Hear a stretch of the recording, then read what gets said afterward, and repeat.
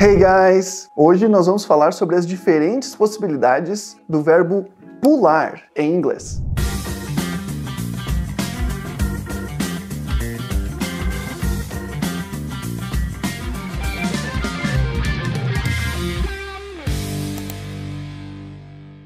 Vamos começar falando sobre o verbo mais comum, mais tradicional, que a gente aprende quando a gente aprende o verbo pular, que é o verbo to jump. É o verbo mais padrão quando a gente está falando sobre qualquer sentido de pular fisicamente. Por exemplo, o cachorro pulou por cima do muro. The dog jumped over the wall. Ou ela pulou para dentro da piscina. She jumped into the pool.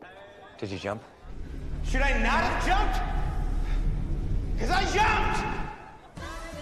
Mas em inglês, eles têm alguns verbos específicos para situações específicas quando o pular não é tão genérico assim. Quando a gente está falando sobre pulinhos curtos, por exemplo, o que um coelho faz, normalmente o verbo que a gente vai usar é o verbo to hop. Por exemplo, o coelho está pulando no jardim. The rabbit is hopping in the garden. Ou quando a gente está falando que a pessoa está pulando, ou quando a gente está falando que a pessoa está pulando num pé só. As crianças estão pulando num pé só. The kids are hopping on one foot. E também existe a expressão subir no ônibus. Em inglês é muito comum utilizar hop on the bus, como se fosse dar um pulinho para entrar no ônibus. É muito comum em cidades da Europa ter um ônibus de turismo que eles passam pela cidade e o nome desse ônibus é hop on, hop off. No sentido de pule para dentro do ônibus e pule para fora do ônibus. Tem as paradas do ônibus, né, onde ele para ali, e daí você pode entrar e a hora que quiser pode sair.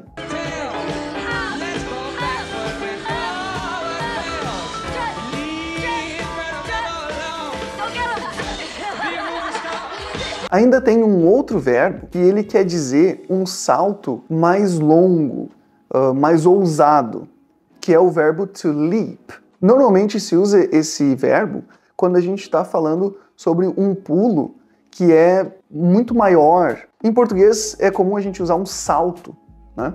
Quando a gente fala um pulo maior e normalmente difícil ou ousado. Por exemplo, o sapo pulou no lago. The frog leaped into the lake. E essa palavra também é muito utilizada de forma figurada. Não sabe o que é sentido figurado? Não. Ora, mas na escola você não tem aula de geometria? Tem, mas eu não sei o que é isso. Por exemplo, um grande salto na tecnologia. A big leap in technology. Giant leap for Finch Weinberg. Mas existe uma situação que não é literalmente pular, mas que é muito usado em português, a palavra pular, que é quando a gente pula uma etapa. Nesse caso, a gente vai utilizar o verbo to skip. Por exemplo, eu quero pular essa propaganda. I want to skip this ad. Parece pular uma abertura de uma série. A abertura da série sempre vai estar ali, skip. Também usamos esse verbo no sentido de não fazer alguma coisa que a gente deveria fazer. Por exemplo, eu pulei esse exercício. I skipped this exercise. What if we skip work today?